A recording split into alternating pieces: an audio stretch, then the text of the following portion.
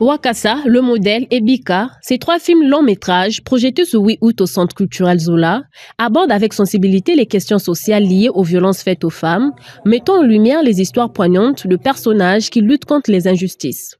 À travers les récits émouvants des acteurs principaux à l'image de la figure de la lutte féminine, Alice Badiangana, ces films véhiculent un message profond sur la nécessité de prendre en compte les souffrances des femmes et de briser le silence.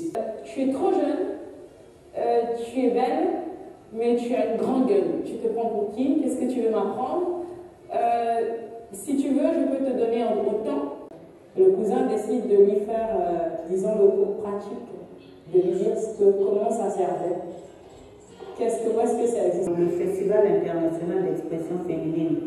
Ce plateau-là a été créé pour accompagner la femme, pour faire sa promotion et la soutenir. J'ai vécu de la violence psychologique et mentale. Cette soirée de projection cinématographique revêt un caractère pédagogique et de sensibilisation, visant à alerter les pouvoirs publics et la société civile sur l'importance de renforcer les stratégies de lutte contre les violences faites aux femmes.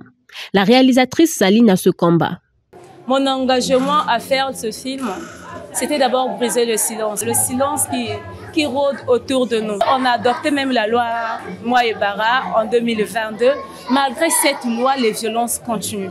Malgré cette loi, les femmes continuent de souffrir. Les femmes continuent à être battues. Les veuves continuent à être maltraitées, malgré il y a une loi. C'est ça qui m'a vraiment poussée, donner la force de faire les films afin de parler, de montrer ce film même à ces gens-là pour savoir que d'abord, il y a la loi Moi-et-Bara.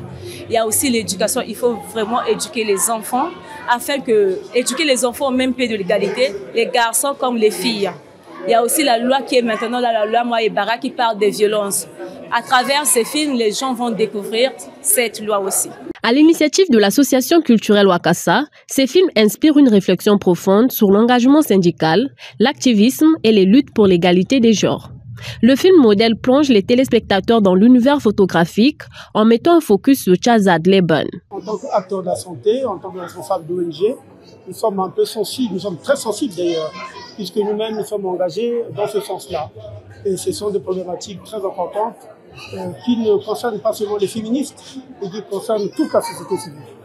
Le combat contre les violences faites aux femmes est une affaire de tous. Cette soirée projection est une occasion de renforcer cette lutte et de promouvoir une société plus équilibrée et plus juste.